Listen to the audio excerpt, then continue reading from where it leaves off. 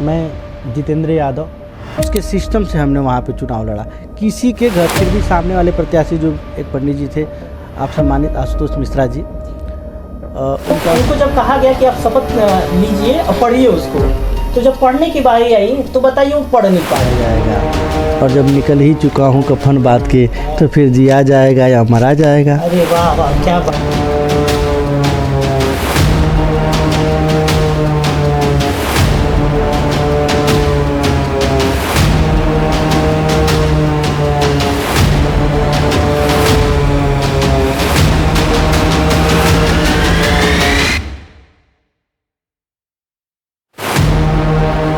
नमस्कार दोस्तों, मैं मोहम्मद सुहेल।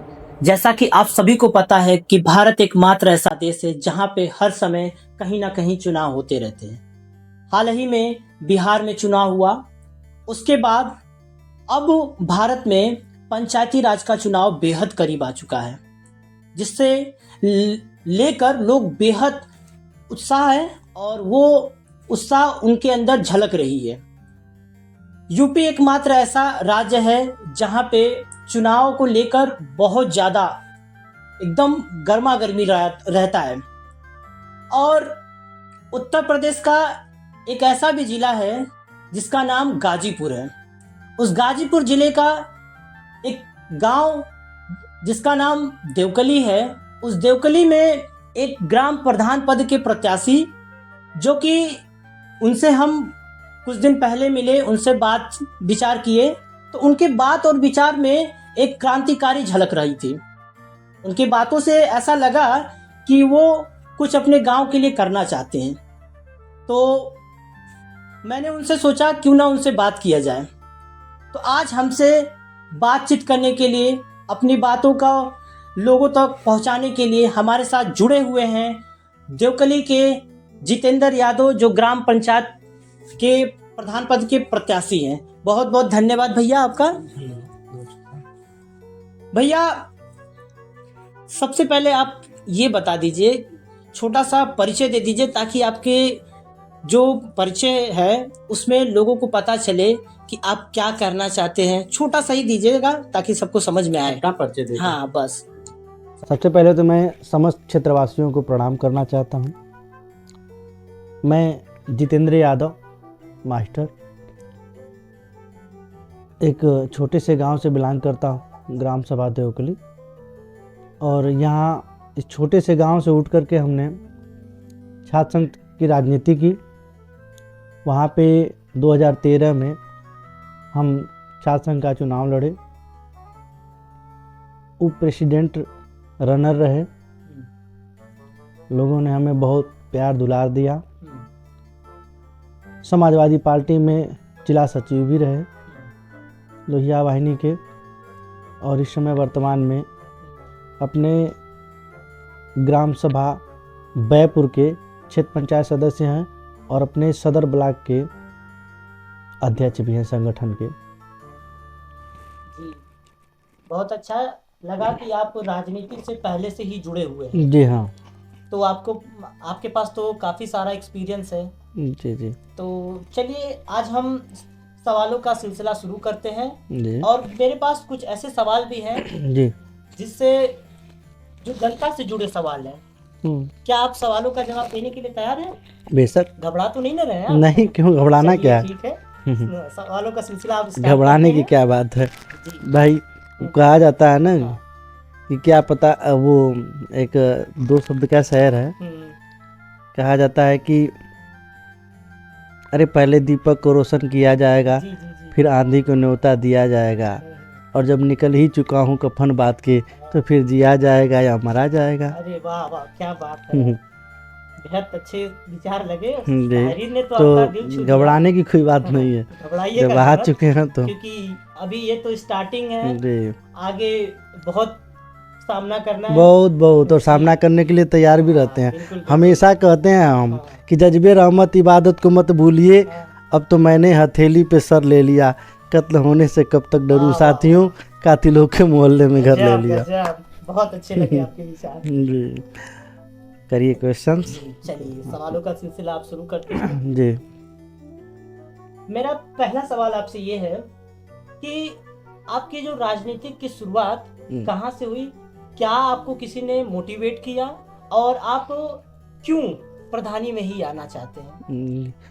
राजनीति की शुरुआत तो सर्वप्रथम हमारे जो है विद्यार्थी जीवन में हुई थी, जो एक नर्सरी कही जाती है, पीजी कॉलेज। जी जी। हमारे गाजीपुर का प्रसिद्ध कॉलेज है, हम्म, पूर्वांचल का भी प्रसिद्ध है। हम्म, यहीं से आज जितने भी बड़े नेता लोग हुए हैं, बहुत सारे लोग हैं। जैसे आप इस समय संगीता बलवंत जी हैं, आप सम्मानित सांसद हैं इस जी हाँ, समय, वो तो सांसद जहाँ है वो राज्यसभा के। पीजी कॉलेज से ही हैं। इस समय हमारे बड़े भैया राजेश यादव जी हैं, जो जिला पंचायत हैं। जी, जी, ऐसे बहुत सारे नेताजी लोग निकले पीजी कॉलेज से ही हम्म, और ऊंचाइयों को छुए। बजरंगी यादव जी हैं, आप हमारे बड़े भाई।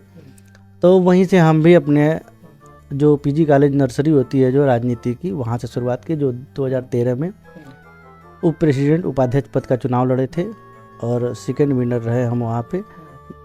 लोगों ने, छात्रों ने प्रचार किया और एक ऐसे प्रत्याशी थे, ना हमने गाड़ी से प्रचार किया, ना ही गांव-गांव घर-घर जा कर के, जो कॉलेज की जो राजनीति की जाती है उसके सिस्टम से हमने वहाँ पे चुनाव लड़ा।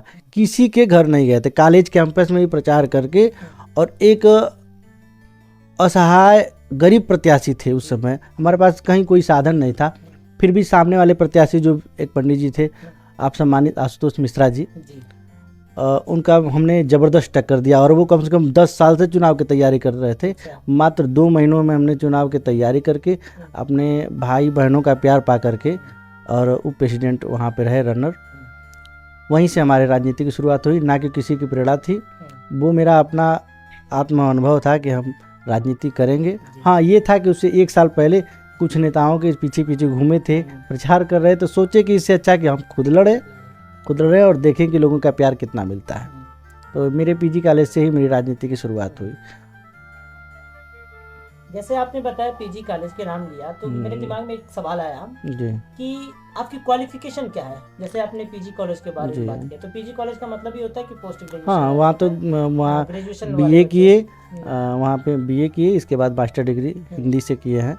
जी, ये मतलब मैं, आपके पास क्वालिफिकेशन जी है। हाँ, मास्टर डिग्री चलिए, है बहुत अच्छा, जी। क्योंकि और अब बहुत सारे जी, ऐसे, हाँ, कुछ डिप्लोमा कोर्स भी हैं अच्छा अच्छा। जी, CCC PGDCA इस तरह से हैं जी। देखिए, राजनीति में क्वालिफिकेशन की बहुत ज़रूरत है, जी। क्योंकि अभी हाल ही में हम लोगों ने देखा कि बिहार में एक जेडीयू की नेता थी, जी वो जब शपथ ग्रहण का समारोह हो रहा था, तो उनको जब कहा गया कि आप शपथ लीजिए और पढ़िए उसको, तो जब पढ़ने की बारी आई तो बताइए वो पढ़ नहीं पा रही थी। जब वो पढ़ नहीं पाएंगी तो लोगों की जो समस्या है उसको कैसे सुलझाएंगी, क्योंकि भाई बहुत सारे ऐसे समस्या है जो कि रिटर्न आएंगे। जब रिटर्न आएंगे तो आप पढ़ ही नहीं पाएंगे तो क्या समझाएंगी, और क्या लोगों के विचारों को समझेंगी जी जी जब आप कुछ नहीं। तो इसके लिए क्वालिफिकेशन की बहुत जरूरी है। जी। तो आपके पास क्वालिफिकेशन है, बहुत अच्छा लगा। और मेरे हिसाब से कि जितने भी गांव के प्रधान पद के प्रत्याशी हैं उनके पास क्वालिफिकेशन होनी चाहिए, क्योंकि विदाउट क्वालिफिकेशन ये बहुत सारे ऐसे प्रत्याशी हैं जो भी पढ़े लिखे नहीं रहते हैं, उठ जाते हैं चुनाव में और जीत जाते हैं। उनका काम क्या है, जब कुछ पढ़े लिखे नहीं रहेंगे जीत जाएंगे और अपना ही जेब भरेंगे, और जो अच्छे काम रहेंगे उसको करा ही नहीं पाएंगे, क्योंकि क्वालिफिकेशन की तो बहुत जरूरत है। अगर पढ़े लिखे नहीं रहेंगे तो कहाँ से करवा पाएंगे कुछ। और क्या। तो बहुत अच्छा लगा, आपकी क्वालिफिकेशन भी MA कर रखा है, तो आप यानी कि मास्टर जी हैं। जी हाँ। चलिए ठीक, चलिए सवालों का सिलसिला आप शुरू कर दिए हैं, तो अगला सवाल मेरा आपसे ये है जी। तो आपके गांव में जी 3 ऐसी सबसे बड़ी समस्या बताइए, क्या है? हमारे ग्राम सभा देवकली में सबसे बड़ी समस्या है लोगों के पानी निकलने की समस्या, जो कि हमारे तो लगभग बहुत ज़्यादा समस्या, बहुत ज़्यादा। और हमारे यहाँ तो शुरुआत में एक ग्राम सभा देवकली में आप प्रवेश करेंगे तो वहाँ पे लोग सुबह 4 बजे से 5 बजे तक, बुजुर्ग और हमारी कुछ बच्चियाँ हैं और बच्चे हैं, वो डब्बा लेके बाल्टी लेके पानी फेंकना शुरू कर देंगे। हाँ, एक गड्ढा बना दिया गया है द्वार द्वार पे अपने, और पानी फेंका जाता है। ये कम से कम जब से देश आज़ाद हुआ है तब से उन लोगों की ऐसी परंपरा है, और बहुत सारे प्रधान जी लोग हुए और आज तक उसका निदान नहीं निकाल पाए। सबसे प्रथम मेरी व्यवस्था वो जो है समस्या हमको दिखाई देती है। दूसरी ये हमारी जो बच्चियां हैं बाहर कहीं जाती हैं पढ़ने के लिए, कोचिंग की व्यवस्था नहीं है। एक ग्राम सभा में जो सचिवालय है अपना बना हुआ, वहाँ पे एक छोटी सी कोचिंग की व्यवस्था हो, जो बच्चियाँ पढ़ती, युवा जो हैं उनके लिए डिजिटल व्यवस्था हो जाए, लाइब्रेरी हो जाती, जो कि कहीं बाहर ना पढ़ने जाते, अपने ग्राम सभा में ही पढ़ते, गरीब बच्चे भी पढ़ लेते। और तीसरी समस्या ये है कि रास्ते की समस्या। अभी तक जो रास्ता जो होता क्या है कि कुछ लोग प्रधान जी होते हैं कि जो उनको वोट दिया उनको रास्ता बनाएंगे उनके घर के सामने, जो नहीं दिया उनका छोड़ देते हैं। तो इस तरह से मेरा पूरा ग्राम जो है अछूता पड़ा हुआ है, लाइट की व्यवस्था नहीं है, बहुत सारी समस्याएं हैं। मात्र 3 समस्याएं, क्या समस्याएं तो बहुत सारी। हाँ, हमारी बुजुर्ग माताएं बहनें, उनको पेंशन नहीं बन पा रहा है, अब क्या बताया जाए। चलिए ठीक है जी अगर आप चुनाव जीत जाते हैं, जी, दुआ रहेगा कि अगर आप चुनाव जीती जाए, भगवान करे। अगर चुनाव जीत जाते हैं तो सबसे पहला आपका क्या काम रहेगा? सबसे पहला काम मेरा वही नाली वाला रहेगा। नाली वाला। बहुत दुख होता है लोगों को देख करके पानी निकालते हुए। और जाड़े के मौसम में सोचिए, हम लोग तो सो रहे होते हैं और वो बेचारे 4 बजे उनको टाइम से उठ जाना है।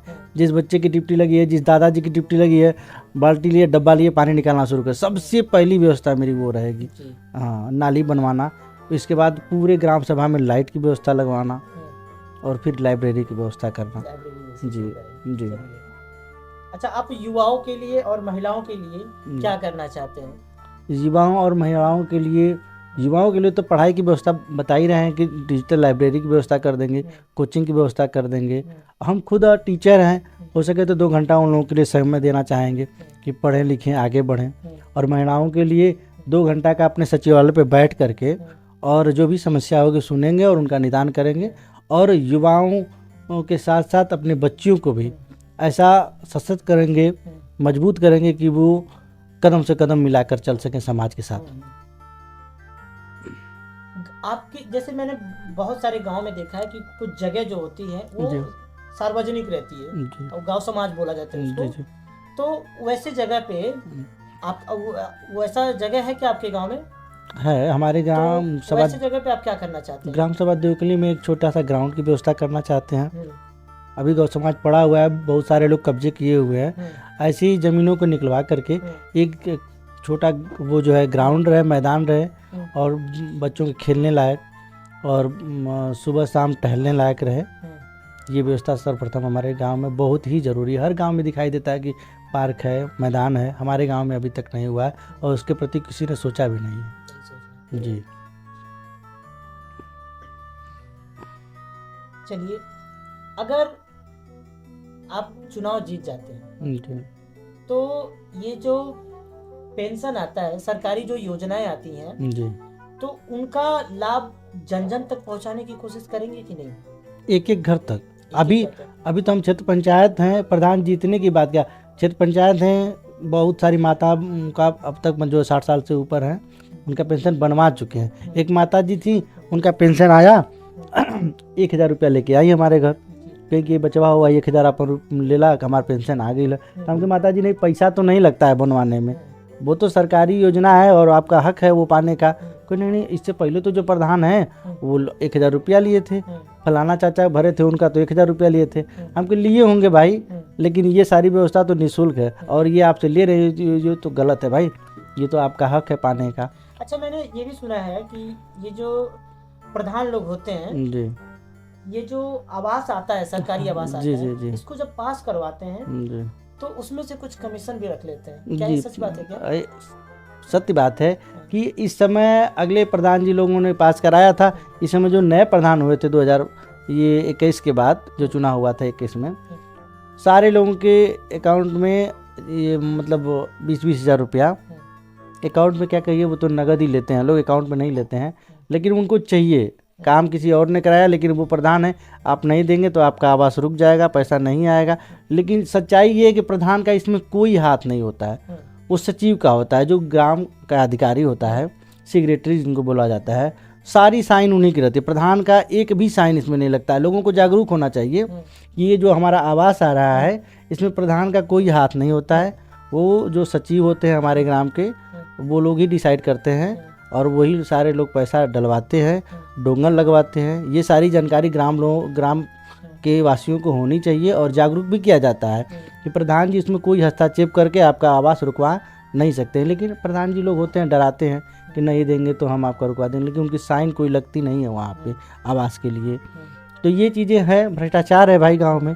जो 20,000 रुपया बताइए, एक गरीब को ही तो आवास मिलता है, और 1,20,000 रुपया आता है, उसमें से 20,000 20,000 ये गरीबों के साथ अन्याय है।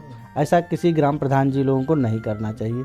ये इन्हीं सारी चीज़ों के लिए तो हम जैसे लोग आ रहे हैं कि गांव में जो गरीब हैं, निचले कुचले तबके के लोग हैं, उनका विकास हो सके, उनको सही जानकारी दी जा सके। तो ये सारी समस्याएं बहुत सारे हर एक गांव में पड़ी हुई है। और हर एक गांव में जो है अशिक्षित प्रधान, संगठन का चुनाव हो रहा है आजकल, जातिगत चुनाव हो रहा है, और जातिगत चुनाव के अनुसार लोग चुने जा रहे हैं। वो कक्षा 5 पास हों या निपढ़ हों, मतलब कोई इससे मतलब नहीं है, वो मेरी जाति के हैं उनको वोट दे दिया जाएगा। उनकी सोच क्या है, उनका विजन क्या है मेरे गांव के प्रति, कोई मतलब नहीं। स्टेज पे खड़ा करा दिया जाए, माइक थमा दिया जाए कि अपने गांव के प्रति कोई अपना 2 विजन रखिए कि क्या आप गांव के लिए करेंगे, चुपचाप खड़े हो जाएंगे। नज़र उठा के देख लेने अगल बगल जितने भी ग्राम प्रधान बने हुए हैं लोग, अच्छा ये जितने भी ग्राम सभा है हमारे अगल बगल देवकली के, सारे लोगों की मैं बात कर रहा हूँ कि मंच पे खड़ा कर दिया जाए, 2 शब्द बोलने के लिए कह दिया जाए, हक्का बक्का हो जाएंगे। भाई तो जनता को सोचना चाहिए ना कि हम किसको चुन रहे हैं। जाति पाति से ऊपर उठ करके एक शिक्षित प्रधान को चुनिए, मिलनसार, जो हृदय से हृदय मिलाकर, दिल से दिल मिला करके आपसे बात कर सके, जिससे आप अपनी बात रख सके, और जो आपके गांव का विकास कर सके, जिसके पास शिक्षा हो, जो जिला पे जाता हो, ब्लॉक पे जाता हो, जिससे लोगों का संबंध हो, विधायक जी से, सांसद जी से, वहाँ से काम लेकर आए और अपने गांव का विकास कराए। हाँ, क्योंकि प्रधान एक ऐसी चीज है कि जब तक पकड़ नहीं रहेगी तब तक तो कुछ हो नहीं पाता है। मैं क्षेत्र पंचायत हूँ, एक छोटे से गांव देवकली जो है, मात्र 1200 लोगों का ग्राम सभा है, जनसंख्या 1200 है। यहाँ से मैं क्षेत्र पंचायत सदस्य चुना गया बैपुर प्रथम से। और इस गांव में जब से देश आज़ाद हुआ है, बीडीसी का कोई मतलब नहीं था। क्षेत्र पंचायत चुनाव जीतते तो लोग 1 लाख रुपया ले लिए घर बैठ जाते थे। हमने चुनाव जीता तो लोगों ने कहा कि ब्रह्म बाबा स्थान पे एक नल लगना चाहिए। हमने कहा जरूर लगेगा, चुनाव जीत जाएंगे तो। वादा कर रहे हैं, नौजवान थे, और हमने वादा कर दिया और चुनाव जीते। लोगों ने कहा कि भाई आप जीत गए तो लगवाइए। श्याम नारायण प्रजापति जी हैं हमारे, आप बड़े भाई बैपुर के, उनसे हमने कहा कि ऐसी ऐसी बात है। उन्होंने कहा कोई बात नहीं है, कुछ हम सहयोग कर देते हैं, कुछ आप करिए और नल लगवा दीजिए। हमने नल लगवा दिया बच्चों के लिए। दूसरी बात, वहाँ जाने के लिए खड़ंजा की व्यवस्था नहीं थी। क्षेत्र पंचायत हम चुनाव जीते, लोगों से वादा किए थे खड़ंजा लगवाएंगे, हमने वहाँ पे 200-250 मीटर का खड़ंजा भी लगवा दिया। बड़े भैया राजेश यादव जी के माध्यम से जिला पंचायत जो है उनसे कह करके पूरे ग्राम सभा में लाइट लगवाने का काम किया। अपने माननीय विधायक जी के सहयोग से घुरन बाजार में आप देखेंगे तो बड़ी वाली जो स्ट्रीट लाइट होती है वो लगवाने का काम किया। गंगा बाबा के मोड़ पे भी स्ट्रीट लाइट लगाने का काम किया। इतने कम से कम 3 फुट गड्ढे से लोग घुरन बाजार से होकर के देवकली रास्ते से जा रहे थे लोग, और बच्चियां जाती थी पढ़ने के लिए तो गिर जाती थी। बहुत सारे करोड़पति हमारे ग्राम सभा में बसे हुए हैं, सारे लोग देते थे, सारे लोग उसी तरह से जाते थे। हमने नहीं देखा, हमने कहा बच्चियां गिर जाती हैं, इनका ध्यान देना चाहिए, पढ़ने के लिए ड्रेस बिगड़ जा रहा है। फिर हम तुरंत तत्काल क्या किए कि वहाँ पे भट्टे पे गए और वहाँ पे टुकड़ी ला करके उस पटवा करके फिर राबिस गिरा करके उस रास्ते को बनवाने का काम किया, अपने निजी पैसे से, ना कि किसी निधि से। तो एक तरह से आप जनता को, ग्राम वासियों को सोचना चाहिए कि जो व्यक्ति क्षेत्र पंचायत होकर के इस तरह से क्या मतलब काम कर रहा है, तो वो ग्राम प्रधान हो जाए तो क्या अपने गांव का विकास नहीं करेगा? ये जनता के हाथ में अपना निर्णय है, वो हमारे भगवान होते हैं। लेकिन एक बार विचार करें लोग कि मतलब जो क्षेत्र पंचायत हो करके एक छोटे से गांव से निकल करके, और अपने ब्लॉक का अध्यक्ष भी हूँ मैं, संगठन का अध्यक्ष हूँ, लोगों ने मुझे चुना। क्षेत्र पंचायत की अगर आप बात कर रहे हैं तो जैसे मैंने देखा है और सुना भी है, मैंने अपने आंखों से भी देखा है कि जो बीडीसी प्रत्याशी होते हैं चुनाव जीत जाते हैं तो होता क्या है कि वो लाख रुपए, 80,000, 50,000 रुपए पे बिक जाते हैं। तो 20-30 हजार रुपए खर्चा किए, लाख रुपए मिल रहा है तो कौन छोड़ेगा? तो आपने ऐसा नहीं किया? नहीं, वही तो नहीं किया आपने ऐसा। यदि हम वो का पैसा ले करके बिक जाते तो फिर हमें जो खड़ंजा लगवाए हैं वो नहीं लगा पाते। प्रमुख जी से आज भी कोई बात होती है जो हम रखते हैं और हमारी बातें पूरी होती है, वो नहीं हो पाती। मेरे पास वो जवाब कहाँ रहता है, उनके पास जाने का हक कहाँ रहता। ये स्थितियाँ हैं, इसीलिए हमने ऐसा नहीं किया और अपने गांव में जहाँ तक हो सका विकास किया। क्षेत्र पंचायत होते हुए अब प्रधान भगवान करें लोगों ने चुन लेते हैं तो फिर तो विकास ही विकास रहेगा। इस गांव को कुछ ऐसे ग्राम हैं, जिस ग्राम सभाएं, जैसे सिकंदरपुर हो गया करंडा में, वहाँ पे सचिवालय जा करके देखेंगे जैसे लगेगा कि लखनऊ का सचिवालय इस तरह से बना हुआ है। ये अब लखनऊ की जैसे बात बता रहे हैं वहाँ की, जी तो मैंने भी ये आजमगढ़ में देखा था जी। वहाँ पे भी एक सचिवालय है, बेहद अच्छा है। वहाँ पे कोई एक मुस्लिम है जी जी प्रधान है जी। और उन्होंने क्या किया है कि जो उनका सचिवालय है वहाँ उसमें लाइब्रेरी जैसी सुविधा बना रखा है जी। और जैसे राशन जो बंटता है तो वहाँ उसके बगल में बनवा रखा है। बहुत अच्छा सुविधा वहाँ पे है। जो मीटिंग होता है जी जी वहीं पे होता है। मीटिंग हॉल भी बहुत अच्छा बना के रखा है। यही रहना चाहिए, यही रहना प्रधान जी लोगों का ये उद्देश्य रहना चाहिए कि अपने गांव का समुचित विकास करें।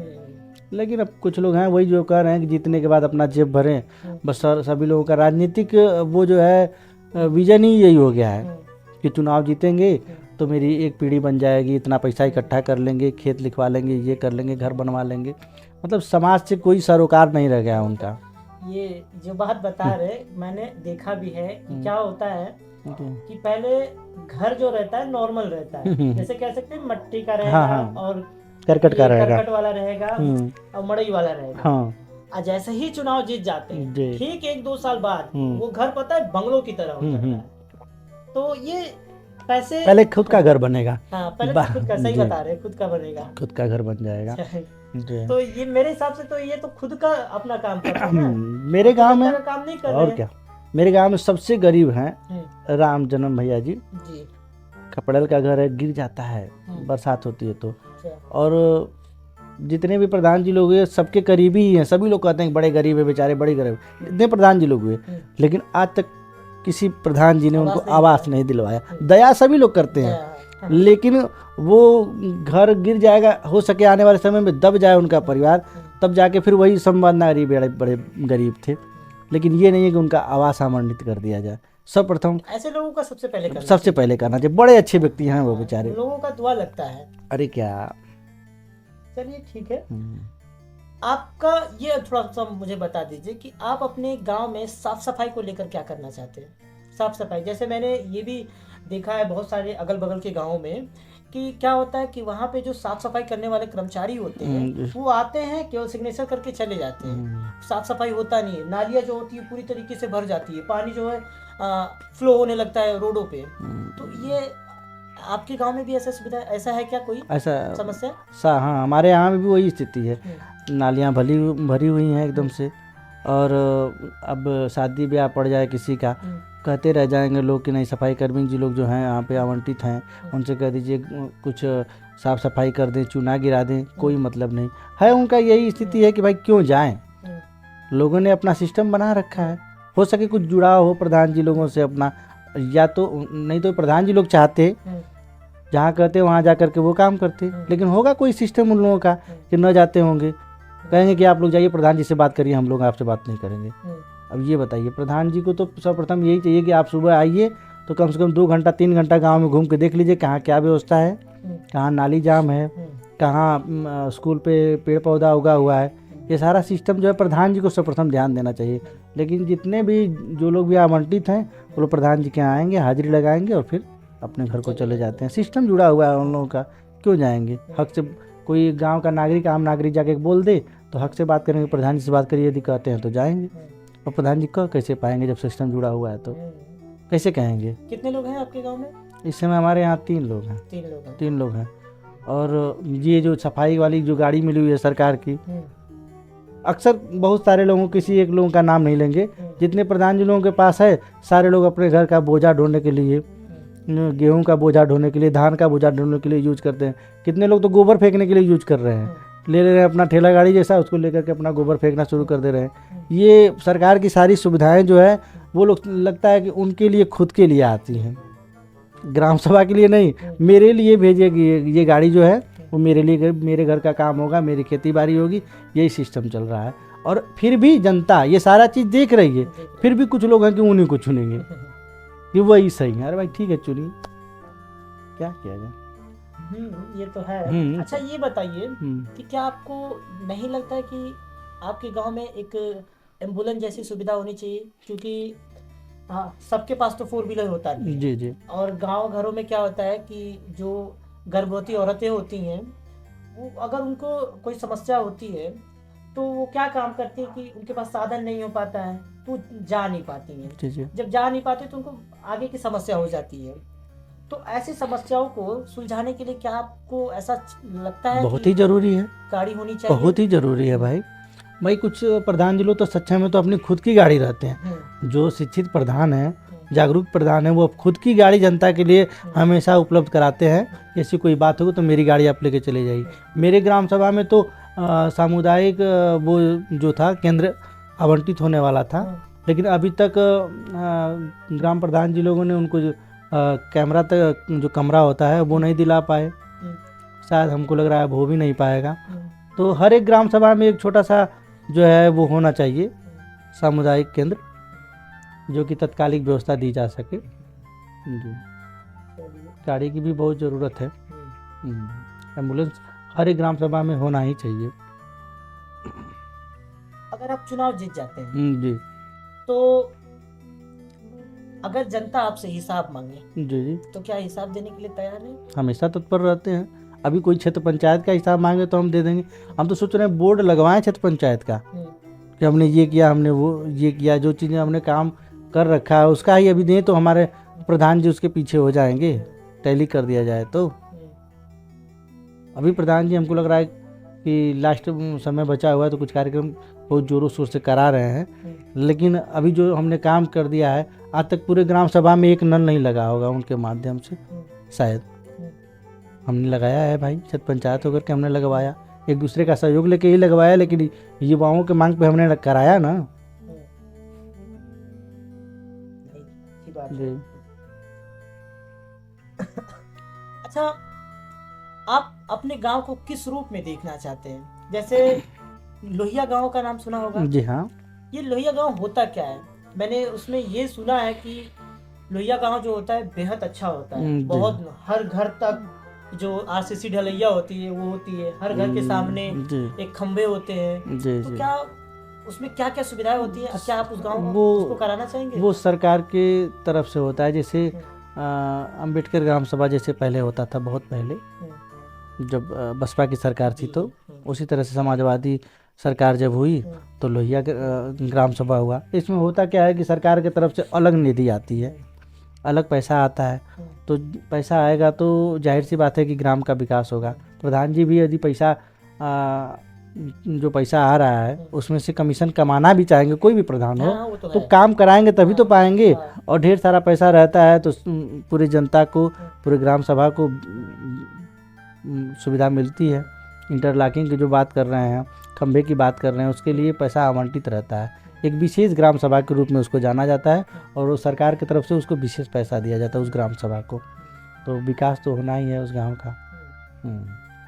आप अपने गांव के लिए ऐसा क्या करना चाहते हैं कि वो गांव हाईलाइटेड रहे और बहुत ज़्यादा चर्चे में रहे? जैसे अभी एक गांव है, गहमर का नाम सुना होगा आपने। जी हाँ। जो कि एशिया का सबसे बड़ा गांव है। जी हाँ। हालांकि वो बहुत बड़ा गांव है इसलिए वो फेमस है। जी। तो आप अपने गांव को किस लिए फेमस करना चाहते हैं? देखिए मेरा वही तो बता दिया अपना विजन। जैसे कि करंडा में एक ग्राम सभा जो है, आज वहाँ के प्रधान जी जो हैं बाबू साहब, वो सम्मानित होने के लिए गए थे लखनऊ। आप माननीय मुख्यमंत्री जी उन्होंने उनको सम्मानित किया ग्राम सभा के विकास करने के लिए। मेरा भी उद्देश्य यही कि अपने ग्राम सभा में सर्वप्रथम तो एक गेट का निर्माण कराएंगे गुरन बाजार पे। गेट का निर्माण करा करके और वहाँ से ले करके, और हमारे ग्राम सभा में कम से कम 200 मीटर की दूरी है गुरन बाजार से, वहाँ तक फूल पौधा लगा दिया जाएगा। सड़क के अगल बगल स्ट्रीट लाइट की व्यवस्था कर देंगे।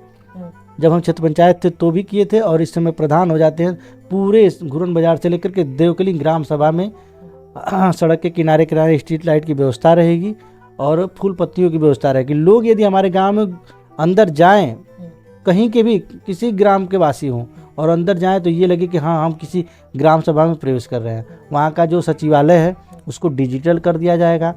वहाँ पे 2 घंटा यदि प्रधान हो जाते हैं तो 2 घंटा 8 बजे से लेकर 10 बजे तक समय दिया जाएगा। लोगों की समस्याएं सुनी जाएंगी। ये सारी व्यवस्थाएं रहेंगी। खेल का मैदान बना दिया जाएगा, टहलने के लिए लोग सुबह शाम वहाँ पे आएंगे। ये जो ग्राम में एक जैसे टीवी में देखा जाता है, कहानी में पढ़ा जाता है कि ग्राम ऐसा होता है, उसको धरातल पे उतारने का काम करेंगे हम। बहुत अच्छे विचार हैं आपके। सवालों का सिलसिला बस कुछ ही देर में खत्म करने जी करेंगे हम लोग। एक दो और सवाल रह गया है। जी। एक और सवाल है कि अगर आपसे कोई गलती हो जाती है तो क्या आप उसको स्वीकार करेंगे कि नहीं जनता के सामने? गलती इंसान से ही होती है, और कोई गलती हो जाती है तो सहर्ष स्वीकार और स्वीकार करेंगे। एक और आखिरी सवाल मेरा है आपसे जी। कि जनता आपको क्यों चुने, इसको एक लाइन में बता दीजिए ताकि जनता को समझ में आए कि क्यों चुने आपको ये। जनता हमें इसलिए चुने क्योंकि अभी तक के जितने भी प्रत्याशी हैं हमारे ग्राम सभा में,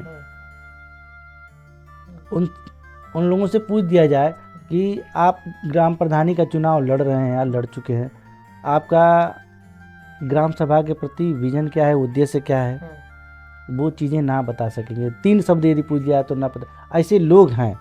और मुझे क्यों चुने, ये स्थिति है कि अभी तो जितने भी प्रत्याशी हैं सारे लोग मुझसे शिक्षा में सबसे अधिक है शिक्षा मेरी BA है, MA है, और शुरू से ही हमने 10 साल तक टीचिंग का कार्य किया है, बच्चों को पढ़ाया है। और जब क्षेत्र पंचायत हो करके मैंने इतना गांव का विकास किया है अपने, तो प्रधान होंगे तो अपने ग्राम सभा को डिजिटल बना देंगे। जी।